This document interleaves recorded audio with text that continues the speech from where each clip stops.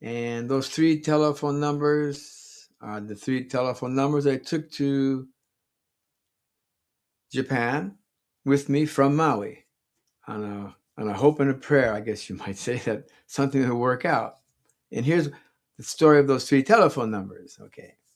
So the first telephone number was the barber in Lahaina. He was a Japanese guy. And on a Halloween, I went there to get my head shaved, bald. I had a costume I was going to make.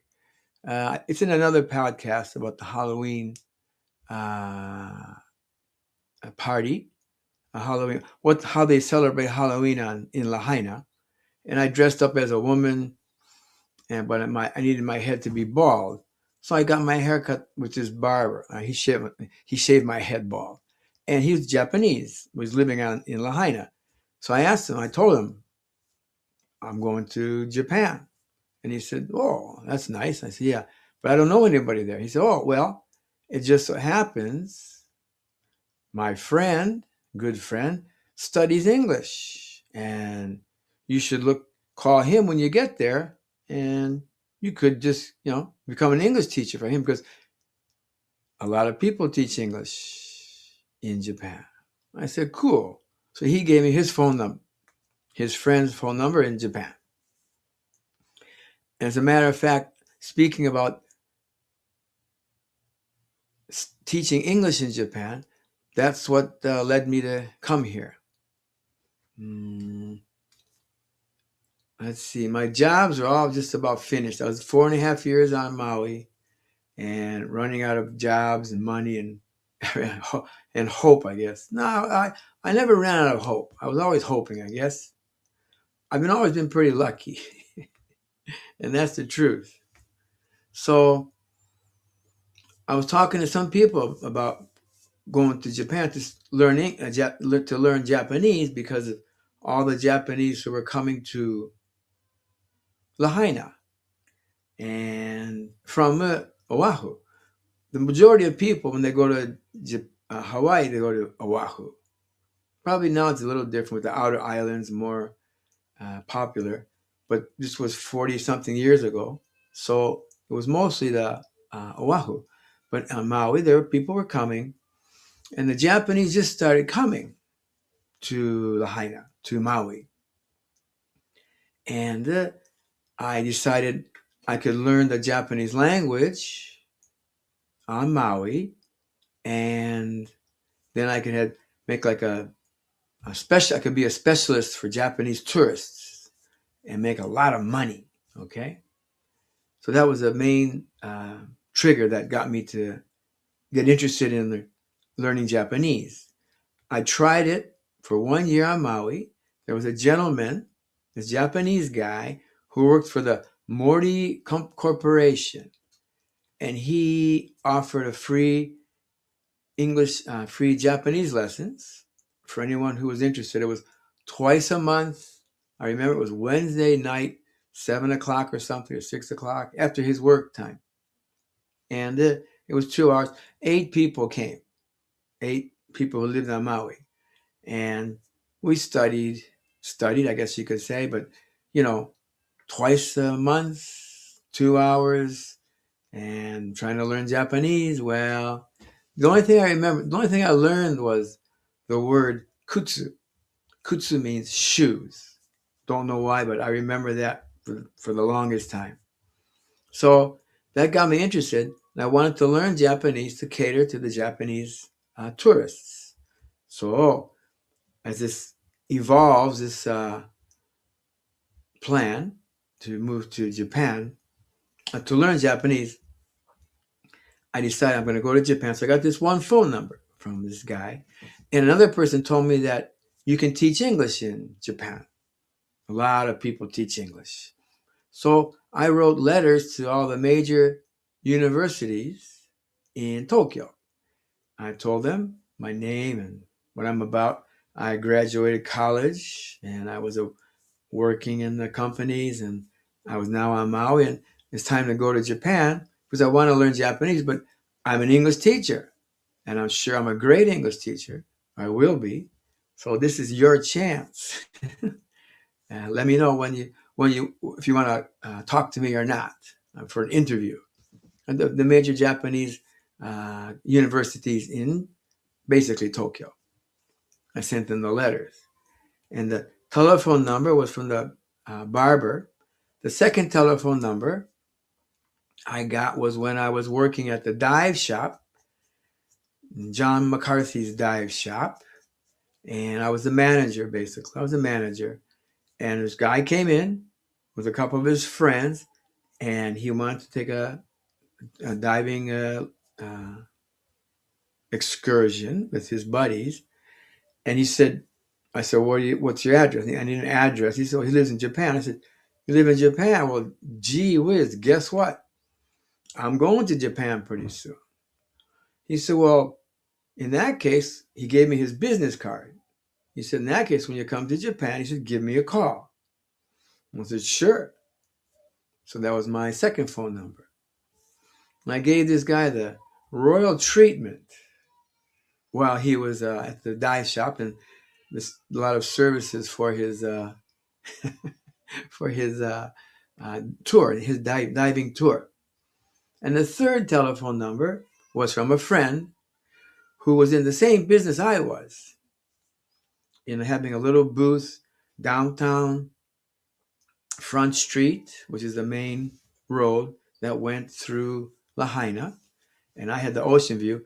But her booth where she worked was near the banyan inn, the banyan tree near the Pioneer Inn, where like everybody goes. So their business was much better than mine. But she was a friend. We got too friendly sometimes. Anyway, she was an interesting person. I forgot her name. It was Jane or Janet. Anyway, so I told her I'm going to Japan, and she said, "Well, I got this business card from this woman. She lives in Japan. She's an English teacher. She has an English school." She said, maybe you can contact her. I said, sure, give it to me. So I wrote her a letter. Her name is Gaiety, and her school is in Chigasaki, Kanagawa Prefecture. And I sent her a letter. So pretty much everything was set up. And the bad news was that nobody answered my letters. So, but I'm still going to go. I'm still going to go. Another kind of a side story here is that in the Wailea, which is on the western side of Maui, the Japanese company built a hotel, the Wailea Hotel. And that was meaning that more Japanese people were coming. So again, I'm getting more and more interested in this learning Japanese. So I got these 3 telephone numbers, and I got my passport. I had to get a new passport, and got my airline tickets. I'm not sure where I got money for that, but I got my airline tickets, and I fly to Japan. Okay. What else I did was I heard that Japanese people like baseball caps. So I secured about 10 different baseball caps from my friends and maybe some shops. They had old caps for a buck or two. I got 10 baseball caps and took them with me to Japan. And when we were landing, when we were coming in for a landing, when we landed, I got up the nerve. It took a lot of nerve to do this. But most of the plane was Japanese people, okay, returning from Maui.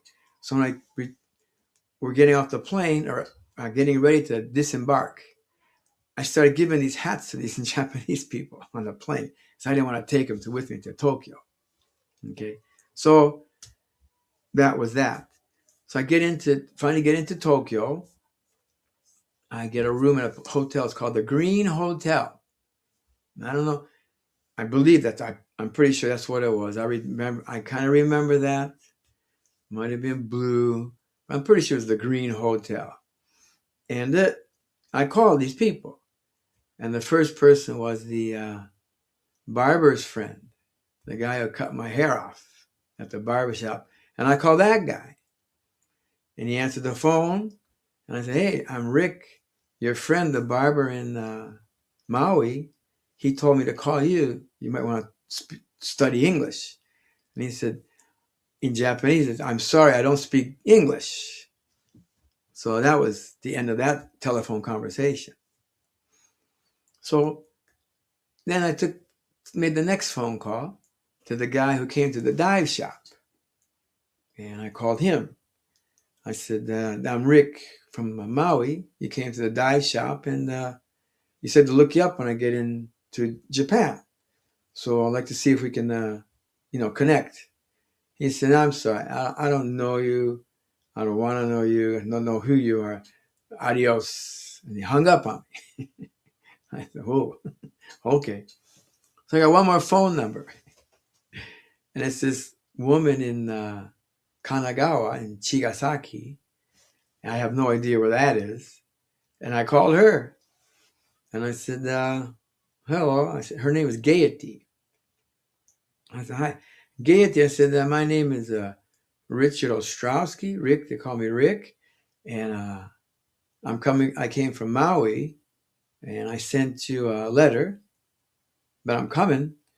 She said, oh, yeah, I got your letter. She said, I'm waiting for you. Please come to Chigasaki. I said, oh, great. And that was how that worked out.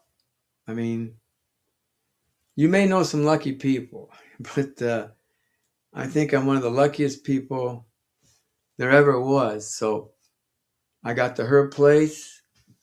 I had a duffel bag, an army duffel bag with everything in it that I had, all my clothes. And finally got to her place. Took a couple 2.5 hours to get to her place in Chigasaki. Chigasaki is a surfing spot. It's on the ocean near Kamakura. And I went there. I went to her school. Went straight to her school from the station. Took a taxi, I think.